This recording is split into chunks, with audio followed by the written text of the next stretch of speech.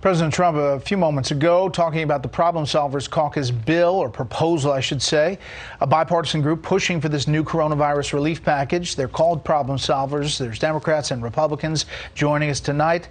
The leaders of that group, Democrat Josh Gottheimer of New Jersey and Republican Tom Reed of New York. Thank you both for being here. Congressman Gottheimer, first to you. The White House is saying that Nancy Pelosi is not moving off of this bigger figure that the House passed early on, and that the negotiations seem stalled on that front. Do you think that your bill can move the ball?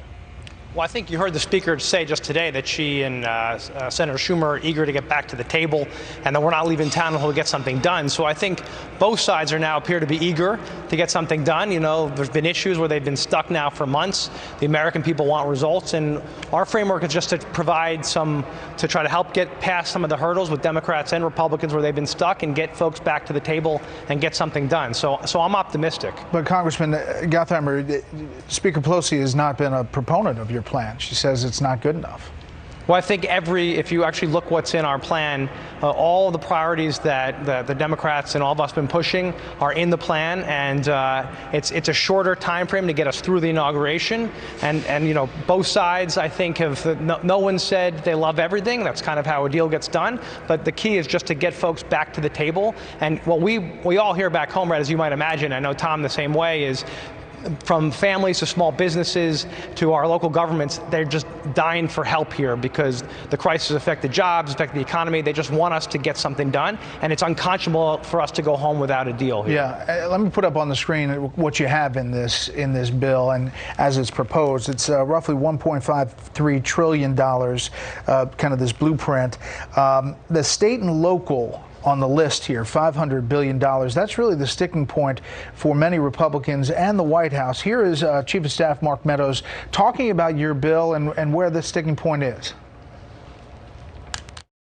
Even in the Problem Solvers Caucus initiative, it was some $500 billion, but there was a caveat there that was based on real revenue losses, and that caveat gives me hope that if we're willing to look at real facts and real losses, that hopefully we can get to something that actually makes sense.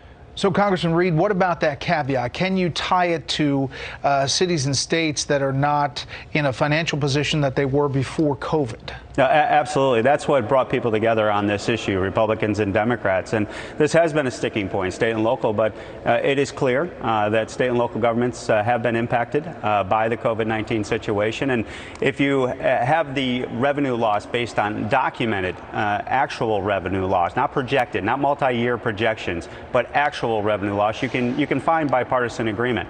And then the other component of state and local expenses that brought people together in our conversations, Democrats and Republicans, was actual expenses. It was more like a FEMA situation, more like a natural disaster, where you had past and future COVID-19 related actual expenses, where you had receipts and you turn those into the federal government. Then we stand with our local communities, we stand with our state communities to say we can reimburse those expenses. That type of good governance, these are American taxpayer dollars that we need to be accountable to. That type of common sense type of approach brought people together on this issue. Common sense usually goes out the window weeks before an election. It just happens because both sides want to stake ground and make the other side look bad. Congressman Gottheimer, can you assure the American public that something's going to get done before November 3rd? I feel that we are now, we're really thawing now, and the negotiations are going to, I'm really confident, get going again. I think what everyone is hearing back home, which I think is affecting what's happening here, is that folks need help.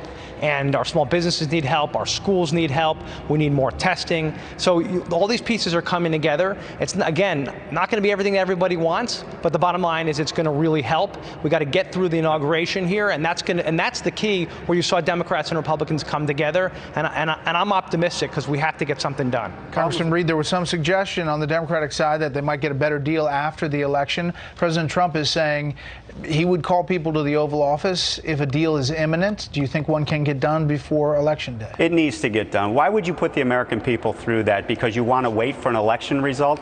This has been 4 months of gridlock. You should not put the American people in the middle of this political race. That is why the Problem Solvers Caucus is filled with members that want to put country first, the American people first. And I tell you, the silent majority of America believes the way we do. Stop playing politics with American lives. We're in a crisis. We're in a pandemic. We're in an emergency. It's time to lead. Kudos to the Problem Solvers Caucus members like Dean Phillips, like Abigail Spanberger, like Dusty Johnson and Anthony Gonzalez that led this charge out of the Problem Solvers Caucus with Josh and I to say enough is enough. It's time to put the American people first. Well, it is a good name, the chairman of the Problem Solvers Caucus. We just all hope that you can solve the problem. We're going to get it done. Thank you, gentlemen.